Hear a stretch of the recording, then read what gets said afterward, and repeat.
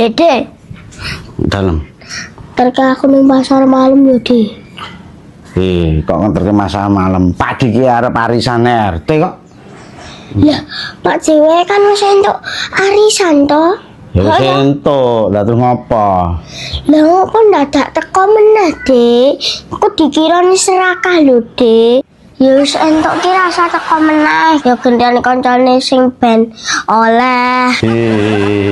Iki ki arisan, dudu pembagian bantuan. Kecuali yen aku wis entuk bantuan teko meneh kuwi dikira serakah. Iki arisan kuwi dikopi yen jenenge wis metu. Engko ora bakal metu meneh, ora bakal entuk meneh. Ngono lho. Ya wis ngerti, yen wis entuk ra bakal entuk meneh. Lah dak teko, enteni apa? Time snack. Wis snack.